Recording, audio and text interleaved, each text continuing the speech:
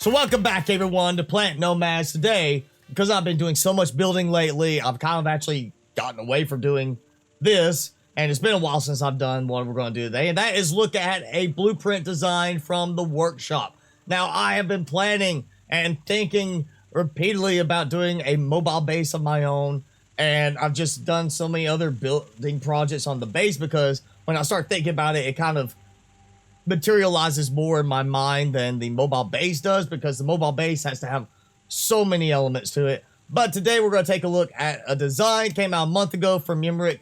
That is the MANTICORE, and it is a very good mobile base design. So here is the design, and I've been blessed with the rain stopping the sun coming out because I don't like doing these looks in creative mode, because creative mode, you don't get all the features you really need.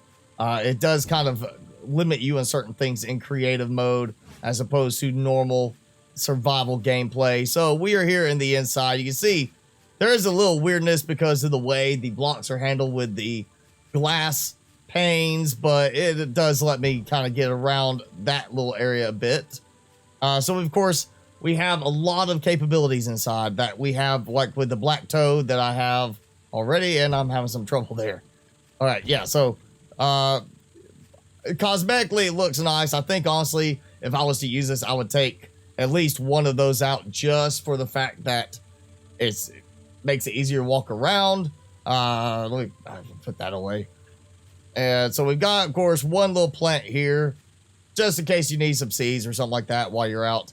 Of course, the armory. We've got our 3D printers and refineries all jam packed in here. I think these are all just 3D printers. We've got, let's see, a compact or med bay.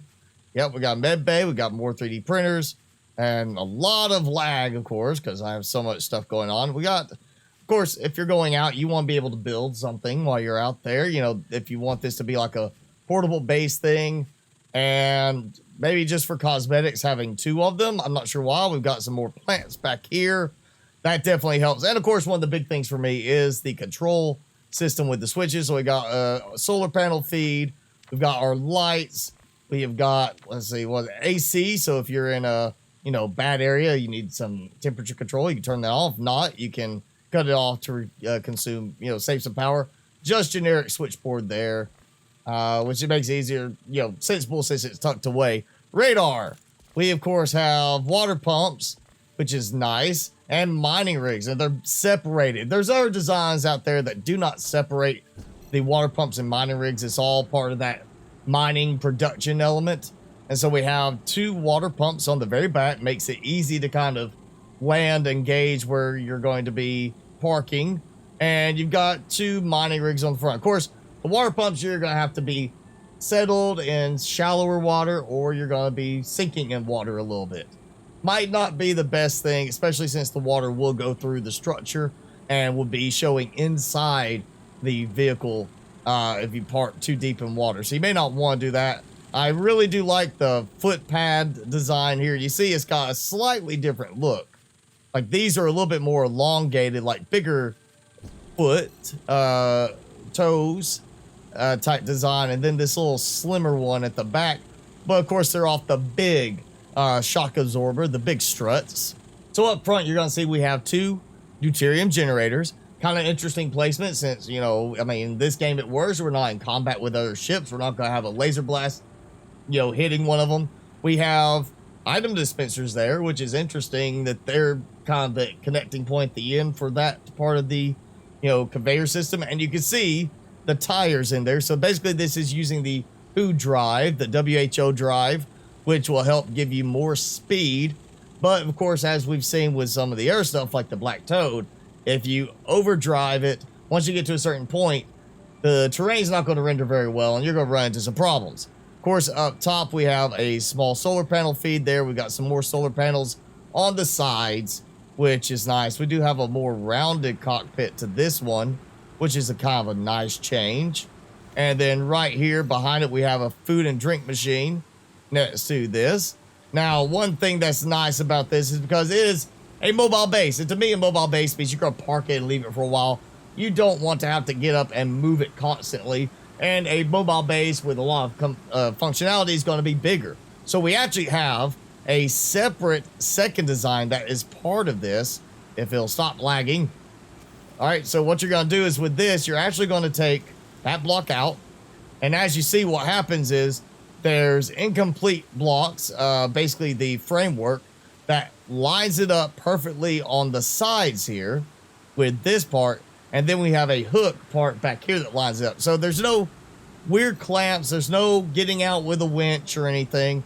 It's simply get it in the right spot and it slides in place. And then for storage, of course, you need a lot of storage. And this is a common thing in ymrich designs. We have a lot of the small storage containers scattered around. You see how they're staggered a bit. So we've got this crisscross element and it goes on both sides.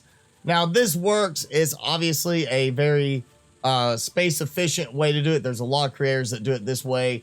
To me, that is a great idea if you just want to have a mobile base you never park and leave on an actual base. You know, for mine with the Black Toad, I had to make a docking pad to line it up consistently every time so I could have it tie in to the main production chain. Really for me, what I would do different on a design like this is actually use the large storage containers and just build a little landing platform that allows me underside access to those large storage containers so I can take the mover tool and disconnect them, move them out, put them on the base, swap them out. So this could be a go out there, gather your supplies, come back after hours of traveling and swap out containers so you have supplies here at the base being put to work here, and then you go back out to gather more. So with the Who drive on by default, you see I'm getting a really good high speed here. I'm hitting not like as bad as some of the overdriven Who drive setups, but I'm still hitting at least 120, 130 kilometers an hour. Of course, there's also some of that wobbliness we get, and while it's not as readily apparent, there is very much a shifting to the right on the design where it typically it always just has me start rotating right. And so let's get turned back north, and we're going to do this again. You see how much stuttering I get, partly because of all the stuff I've got built in the game. Part of it is being the speed at which we're moving and the terrain generation associated with that. And you see now, because I actually was turning left prior to this, now I have a stuck kind of left lean to it, and I'm just continually turning left. So if you were thinking I could just put something on my, W key and continue to go forward nonstop, just leave it for 5 minutes while I travel around the equator, not going to happen. You're going to have some sort of shift to the right or left, and that seems to be more of a issue based around the actual air blades and how the mechanics for them work in the game right now. Now on the back wall, we do have some more power here. We got utility, which I'm assuming that's just production. There's the master, of course, cuts everything off, which we're not going to do because you'll drop out of the sky. The Who drive, and then the fans, which fans are, air blades, basically. So now we've got the Who drive turned off. We're going to have normal flight mode. You see it actually has kind of a lean to the right. Like it is not exactly level, which is part of that whole slow turn. It's not as apparent I'm having the turn, but you can see I am slowly kind of moving towards that north point, turning right, just moving forward. Also, there's some more wobbling back and forth than I would like to see on this, but that just goes back to the way, the air blades and the movement works in the game. But definitely more stable when moving without the super speed drive on it. Now, the small vehicle also has a separate set of switches for each component. You got lights, we've got auxiliary, which I guess auxiliary power. Of course, fans, which you see everything's on. Maybe auxiliary is some production on this, because it does seem to have a little bit more. It has a small deuterium generator, but really I see the need for this sort of thing is more of a scout vehicle, not a go out and do some work type vehicle. It's just to get out there, go find the next spot to land. Or let's say you want to land. Okay, I've landed. I'm going to take off and go look for a mining site nearby while my water pumps go to work, get me a bunch of water. I'm gonna go find some carbon so I can make some purified water, and then turn it around with the refineries and make some deuterium, keep things going. So the small vehicle is called the Bug Mark 1B, and it is actually moving pretty quickly. You see, it's definitely a good scouting one. I'm getting up to 70, 71 kilometers an hour on it. Doesn't seem like I'm going to really break 72 kilometers per hour. So much faster than the safe speed with the Manticore, but also not as good as the Who drive on the Manticore. So one element of the design is, of course, that it has water pumps and mining rigs. And the water pumps, as I said already, I feel like they could position it a little bit lower just to make it a little easier. Just for a fact, you might be sticking the butt of the vehicle in the water a little bit too deep, or having to do a weird angle on a, beach front to make it work. But it is at least including the water pumps. The mining rigs are pretty well placed, I would say. They're at the front, but based on the idea of this being a Manticore, to me that feels like claws, attacky type claws. And I would like to see something that kind of implies that whole movement element of it. So maybe having had these on some sort of, powered strut mechanism, where when you land, you power off the struts or power them on and make them drop down so that it lowers the mining rigs into position, could have been a cool little effect to have. It's not something that would make a difference in terms of functionality, but it'd be a cool effect to see them kind of just drop, is what I would say. So overall, the Manticore has a lot of capabilities. It's got 2 large deuterium generators, 86 small containers, which again provide a lot of space efficient storage, though my preference would have been the large storage containers, so you could easily swap out the entire storage volume if needed with stuff on your base. You also have 8 medium 3D printers, I believe it is, and multiple other things, of course 2 stasis pods, things like that, just for the cosmetics.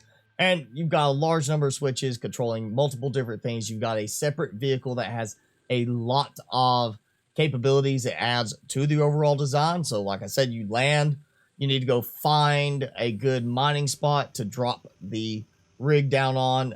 So you're just going to let water collect on the Manticore, take the little bug, fly out. Oh, hey, there's a nice little spot, land, scout. You find a good spot, you go back to the Manticore, you dock, you get right out of the bug, and right there is a second cockpit, the topside cockpit. So you can get in that, fly straight to the new spot you found, and start harvesting. This has a lot of capabilities that you would expect in a mobile base.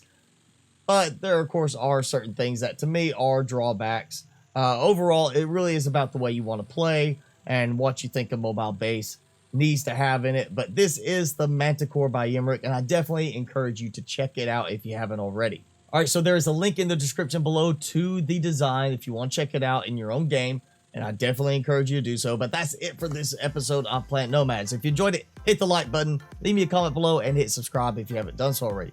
As always, I'm your host, Mr. Spicy. Thanks so much for watching. Be sure to keep it spicy this week, and I'll see you in the next video.